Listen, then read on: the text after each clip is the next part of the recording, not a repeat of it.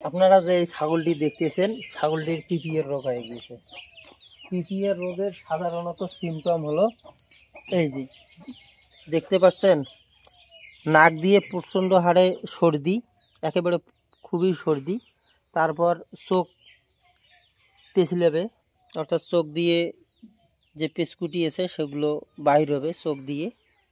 আর মুখের মধ্যে ঘা থাকবে, ঠিক আছে, মুখে ঘা থাকবে। আর পাতলা মল ত্যাগ করবে। আর টেম্পারেচার হইল 105 থেকে 6 ডিগ্রি ফারেনহাইট পর্যন্ত হয়।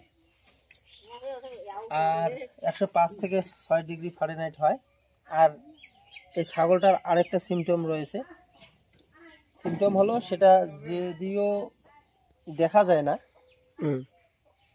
মুখ থেকে পায়ুদার পর্যন্ত ঘা হবে, মুখ থেকে পায়ুদার পর্যন্ত ঘা হয়। তো আমি এই পিপিআর রোগের চিকিৎসা সম্বন্ধে আপনাদেরকে বলবো, ট্রিটমেন্ট দিব। তো দেখতে থাকুন ভিডিওটি শেষ অবধি, আশা করি বুঝতে পারবেন। ছাগলটিকে অ্যাকচুয়ালি পিপিআর রোগের নির্দিষ্ট কোনো চিকিৎসা নেই। পিপিআর একটি ভাইরাস ঘটিত রোগ। পিপিআর এক ধরনের জীবাণু থেকে এটা তৈরি হতে পারে। পিপিআর ছোঁয়াচে রোগ, একটি ছাগল থেকে অন্য একটি ছাগলে এই পিপিআর রোগটি ছড়াতে পারে।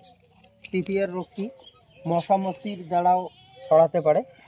পিপিআর রোগটি সাধারণত যদি বানে চলা ঘাস, বিভিন্ন ধরনের পানিতে ডুবে রাখা ঘাস যদি খায়, সেখান থেকে ব্যাকটেরিয়া তৈরি হয় এবং সেখান থেকেও পিপিআর রোগটি ছড়াতে পারে।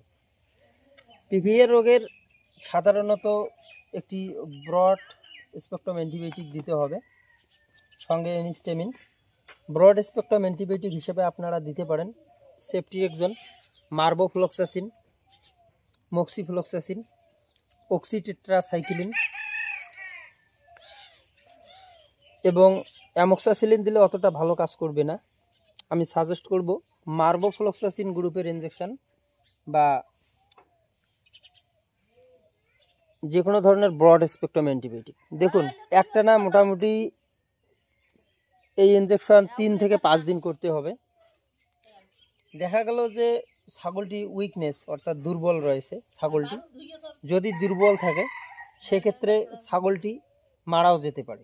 আচ্ছা, ছাগলের মৃত্যুর হার শতকরা 75%, অর্থাৎ 100টার মধ্যে 75টা ছাগল এই রোগে মারা যায় সাধারণত চিকিৎসা না করলে। এবং চিকিৎসা করলে মোটামুটি 25% ছাগল তাও মারা যেতে পারে। আর ছাগলটি যদি প্রেগনেন্ট থাকে তাহলে প্রেগনেন্ট ছাগল ডেলিভারি হয়ে যেতে পারে এই রোগ হওয়ার কারণে। প্রেগনেন্ট ছাগল ডেলিভারি হওয়ার কারণ রয়েছে, কেননা তার শরীরে যে ঘা হয়, ঘা তৈরি হয়, তার নাড় ভুঁড়ি এগুলোতে এক ধরনের ঘা সৃষ্টি হয়। সেই ঘা থেকে বাচ্চার গর্ভপাত হতে পারে, এক কথা ছাগলের গর্ভপাত হতে পারে এই পিপিআর রোগে। পিপিআর একটি ছাগলের ভয়ঙ্কর মারাত্মক ভাইরাস ঘটিত রোগ। পিপিআর রোগ একটি মরণব্যাধি রোগ। এই পিপিআর রোগের আমি আগেই বলেছি যে এই পিপিআর রোগের নির্দিষ্ট কোনো চিকিৎসা নেই। বিভিন্ন ডাক্তার বিভিন্ন টেকনিকে চিকিৎসা দিতে পারে। তবে যেগুলো ছাগল একটু মোটামুটি ছাগল শক্তিশালী রয়েছে, ছাগল শক্তিশালী যেগুলো ছাগল, সেগুলো বেঁচে যায়। আর যদি ছাগল এই যে পায়খানা, পায়খানা একেবারে দেখতেই পাচ্ছেন আপনারা পায়খানা কীরকম। যেগুলো ছাগল মুখে পুরোপুরিভাবে ঘা অ্যাটাক করে, অর্থাৎ মুখে একদম পুরোপুরি ঘা হয় এবং খাওয়া দাওয়া বন্ধ করে দেয়, 5-7 দিন 10 দিন খাওয়া দাওয়া বন্ধ করে দেয়, সেগুলো ছাগলের কিন্তু বাঁচার চান্স থাকে না। এবং যেগুলো ছাগল খায়, একটু একটু করে খায়, সেগুলো ইনশাল্লাহ ঠিক হয়ে যায় ট্রিটমেন্টের মাধ্যমে।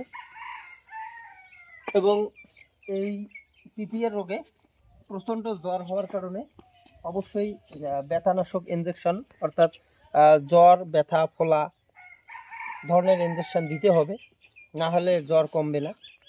পিপিআর রোগের জ্বর অ্যাকচুয়ালি একেবারে যে পুরোপুরিভাবে কমে যাবে আপনারা যদি ব্যথানাশক ইনজেকশন, জ্বরের ইনজেকশন দেন, সেক্ষেত্রেও কিন্তু দেখবেন যে বেশি একটা ভালো ফল আসবে না, জ্বর একেবারে কমতে যাবে না।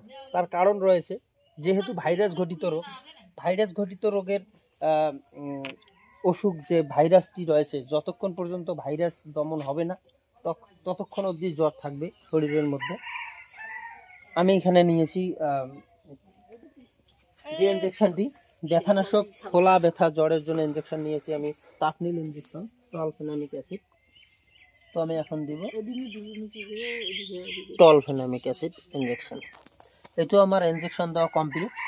আর অবশ্যই যেহেতু মুখে ঘা রয়েছে, আপনাদের অবশ্যই মধু দিয়ে মুখের মধ্যে দিনে 2 বার করে মধু দিতে হবে।